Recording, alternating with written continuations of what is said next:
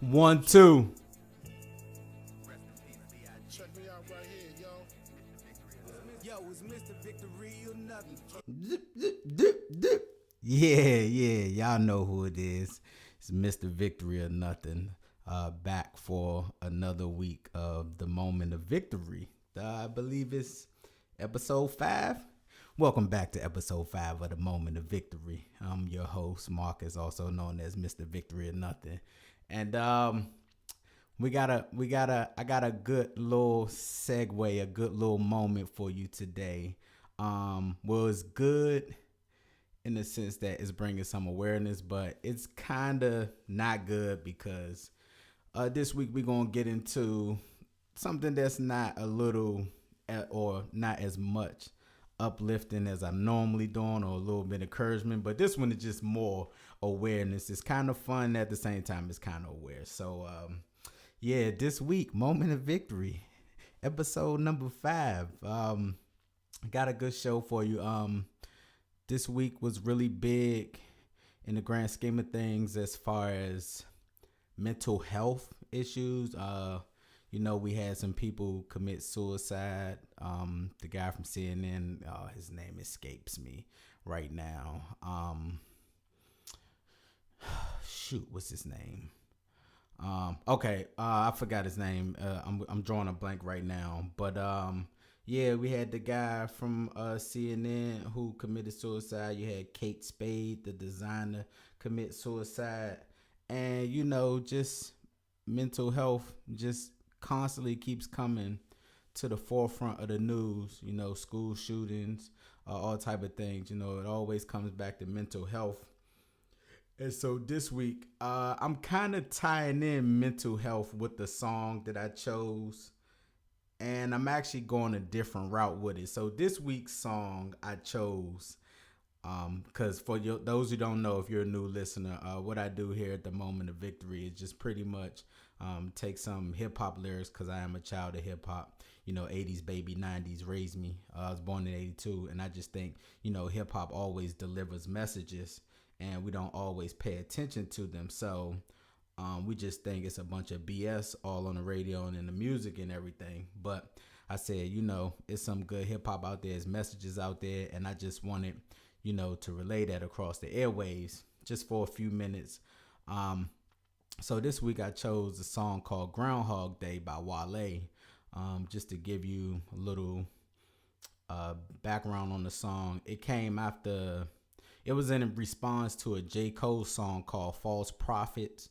And in False Prophets, J. Cole pretty much, the first verse he talked about Kanye and how, and this was years ago. I know recently, we had Kanye talk about slavery was a choice and all that stupid stuff. He's still a clown, calling him Clown Ye forever. But the first verse was talking about Kanye. And this is like 3-4 years ago. He was just like, yo, he used to be a hero, but we're like literally watching him fall apart, yada, yada, yada, yada. The second verse was addressed to Wale, because Cole and Wale, of course, are friends. And the things he was saying about Wale was, I have a friend, he's dope, you know what I'm saying? He has a fan base, but he doesn't appreciate the fan base. He's always talking about those who don't like him or those who say, a lot of negative things about him, and he never really addresses the positive or the people that's riding with him. So the second verse was dedicated to Wale from that standpoint. So the Groundhog Day was in response to False Prophets. Not necessarily a diss, he's just addressing some things. So I guess, to give his side of the perspective for those who don't know. And so with that being said, we're going to play Wale's Groundhog Day. I know since I got my deal and shit got real, I ain't been the easiest nigga to deal with. I'm heavily flawed, but far from a false prophet.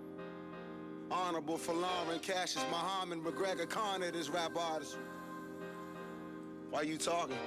Like my fucking Groundhog's Day. And I appreciate you for it.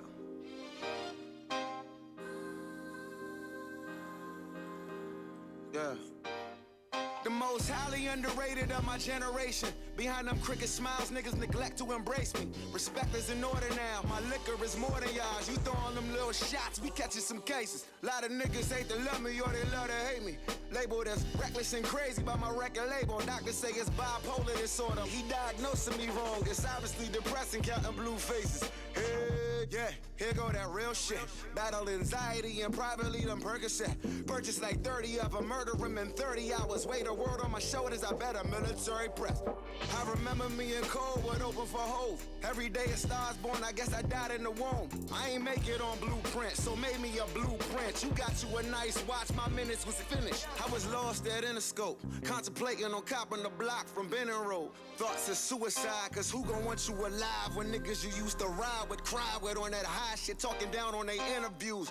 I ain't forget that, Scott. Only difference is I ain't get no sympathy calls to get back up.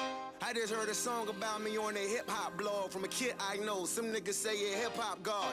It hit home, cause this some truth. This I know, this a psycho, like get psycho when shit get dark. Boy, when shit get dark, like Lorraine Powell, I've gotten married to a job. I drop my jewel, spit my bars, I get mine off. I be pissed off, shit get more props. So still I pimp hard, drink hard, liquor to forget my thoughts. Push 3 buttons, I make the jump spin bar roll. Yeah, hoes say I'm the realest. Boy, yeah, most hated on Twitter. Word, yeah, not the cause of situation, but what side of my biracial friends call me they know. Forget it, I'm jive tripping. But my skin is made of chocolate and copper's bullets is diabetic. My mind busy, I'm sad daily, though I deal with it. My therapist terrible, I'm a terrapin, mellow trembling.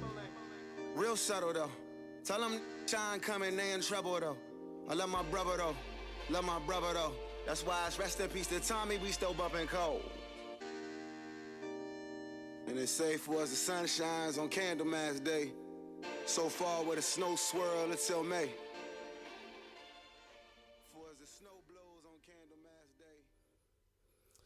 All right, so I ain't gonna get into all the poetry and stuff that he give at the end, cause y'all know that's Wale thing. You know, he's actually a poet. I know he's a rapper, but he's really a poet first, and he really dropped some jewels in Groundhog Day that just like really let you know the type of things that he deal with. And I'm gonna do this a little differently. So while I am talking about Wale, I am gonna do a parallel comparison between Wale and Terrell Owens, because Terrell Owens was in the news a couple of days ago because he made a public statement stating that he would not be attending the Hall of Fame ceremonies this year. And of course, people just went crazy. But so I'm going to try to make this parallel comparison between Wale and T.O. and just bring some awareness. I think they deal with mental health issues, and first things first, we need to realize that mental health issues, like, it's not gonna always just be like crazy. The signs are there. It could be anger issues, it could be depression, it could be, I mean, it's so many things. You're not just crazy. But what happened with T.O. saying he won't attend the Hall of Fame speech this week really just made me think about this Groundhog Day song. So getting into it, he starts off, he says, the most highly underrated of my generation. Now, first, understand who Wale's rap generation is. His class, he's in the class with J. Cole, Kendrick Lamar, Drake, Big Sean. Like, these are his Big Crit. These are his peers. These are the ones he came into the game with pretty much during the same time frame. Meek Mill. So he starts off the most highly underrated of my generation. So he already feels a certain kind of way. He starts off, he feel like, you know, he doesn't get the press, the praise that a Kendrick does, a Cole does, a Drake does, even Meek, you know what I'm saying? With everything that Meek has gone through, you know, with his battle with Drake and everything, like, he still feels that he doesn't get, you know, the same props as them.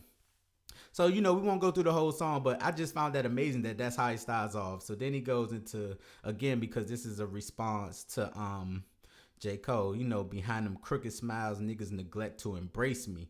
J. Cole had that hot song called Crooked Smiles, the one with TLC. So, goes on, respect is in order now. You throwing little shots, we catching some cases.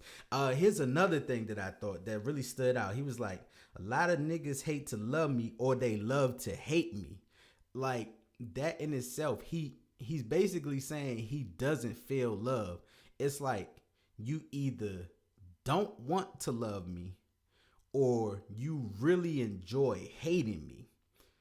Now, we're going to flip for a second, go to T.O. Just because, like I said, I'm going to do a parallel comparison.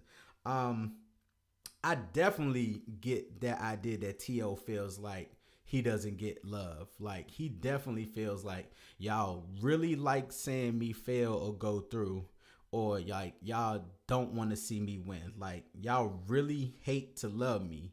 As good as I am, T.O. got inducted to the Hall of Fame this year after campaigning for the last 3 years. He wasn't really campaigning, but he definitely was letting it be known that he should have been in the Hall of Fame. He definitely was a first ballot. He made a fake Hall of Fame gold jacket where he put all his stats on it, and his stats are impressive. He's top 2 or 3 in every statistical category for a wide receiver. So, I get his understanding. He definitely was a first ballot Hall of Famer. Now, going right into his counterparts, the whole argument during T.O.'s generation was, who's the best receiver, Terrell Owens or Randy Moss? Ironically, he's going into the same Hall of Fame class with Randy Moss. Randy Moss got it on the first ballot. T.O. didn't get the first ballot. So, top 3 statistical category, same thing as Terrell Owens. It's going to always be one of these 3. It's T.O., Randy Moss, Jerry Rice. So, T.O. definitely feels slighted. Y'all made me wait 3 years for what y'all deem are issues, while Randy Moss also had issues, and y'all let him in on the first ballot. So that goes right into what Wale was saying, the most highly underrated of my generation. Like, I know T.O. thinks he's better than Randy Moss. You can't convince me otherwise. But guess what? Y'all kept me out. Y'all kept me out as good as I was. Y'all kept me out and y'all made me wait and y'all punished me. But y'all gonna let him go? So there's definitely a slight there. But going back to the song, Wale says, labeled as reckless and crazy by my record label. So again, it goes back to what I said in the beginning. It's not always, hey, you crazy. You know what I'm saying? It could be a depression thing. It could be an anger thing. You know what I'm saying? So he said, doctor says it's bipolar disorder. He diagnosing me wrong. It's obviously depressing, counting blue faces. So I know that's a tight line, because people say you feel blue, you look blue when you down or whatever. So he flipped that. It's obviously depressing, counting blue faces, talking about $100 bills, because these new $100 bills are blue now. Just the tight line. But again, just because y'all saying I'm bipolar just because I'm angry or I feel slighted or whatever. No, it's not bipolar. But Wale, first of all, Wale is just really gifted. He's definitely a top 10 lyricist in the game right now, in my opinion. I've argued with people about that. They say I'm a homer because I'm from DC, and I do rep DC to the fullest, and Wale is from the DMV area as well. But it's really not. He really is a top lyricist. Like T.O., I just feel like people will never truly give you your credit when they dislike you. You know what I'm saying? Like, they just always, oh, Randy Moss is better. Like, no, whatever the case may be. Like, they just not going to give Terrell Owens his props because they don't like him. So Wale goes on, drops more gems. Is it Hansel and Gretel, the one with the breadcrumbs and they was leaving clues? I think it was Hansel and Gretel.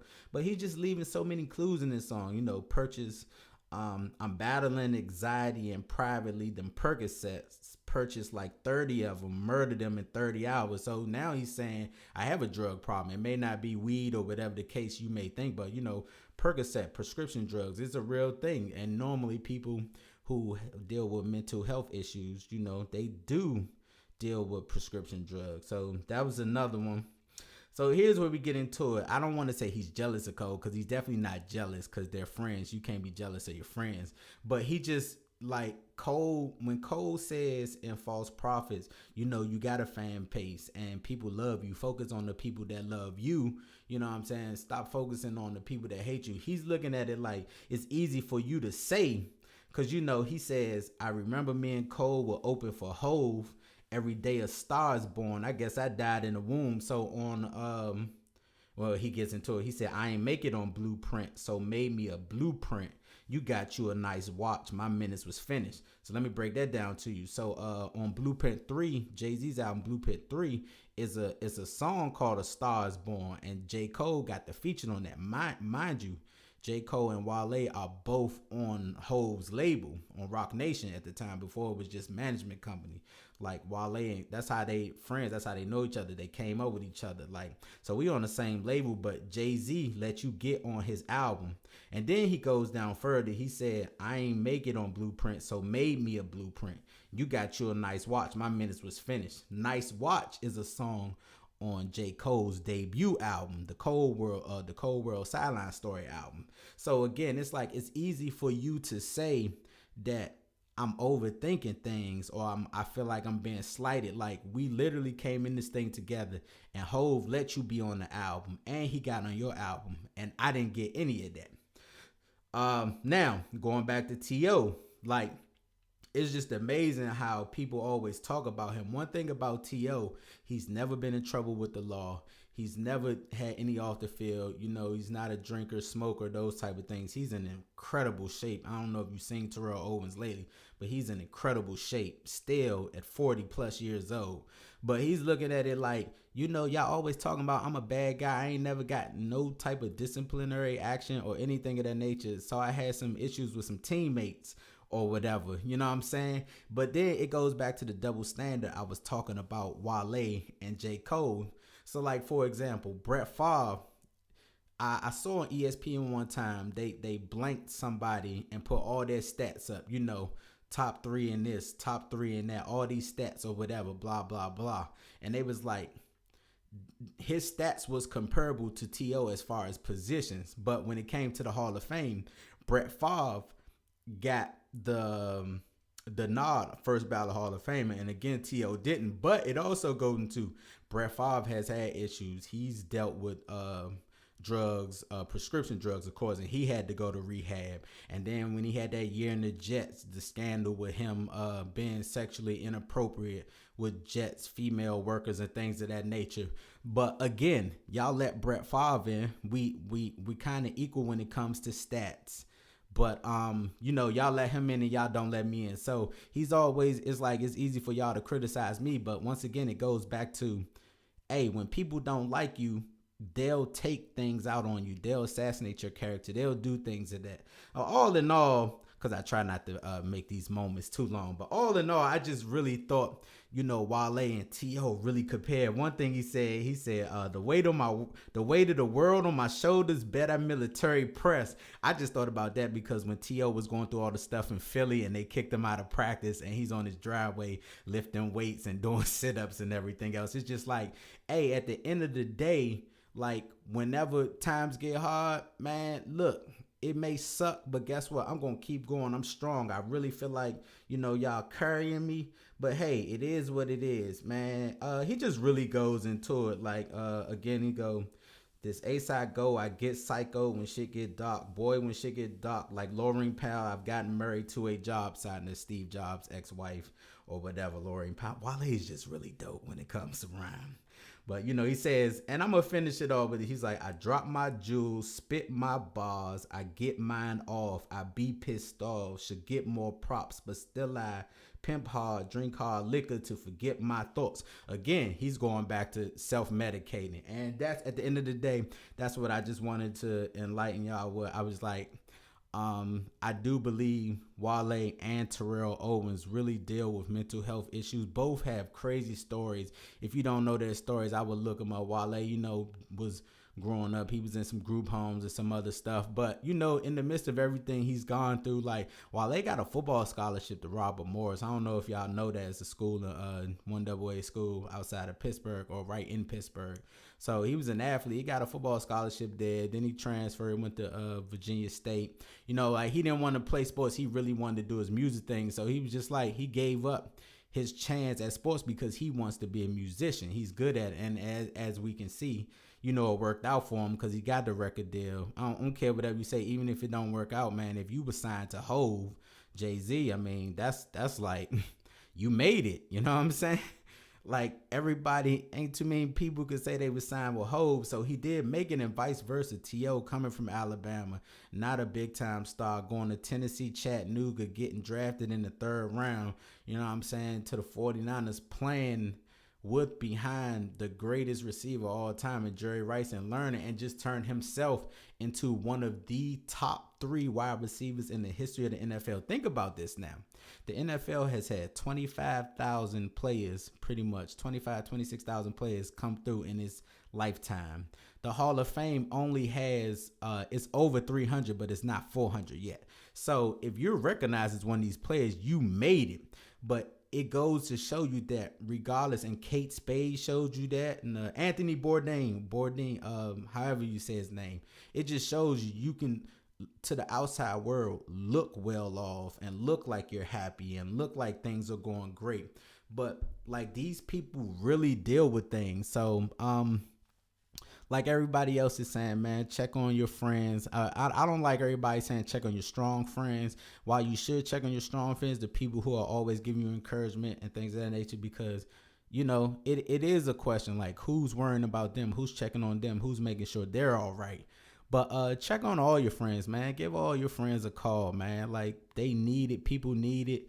Again, if it because someone got a good job or they got money, or, you know, they always taking trips or whatever the case may be, they fly, they fresh, whatever the case may be, like, we don't know what they going through. So just check on your folks, man. Make sure they okay.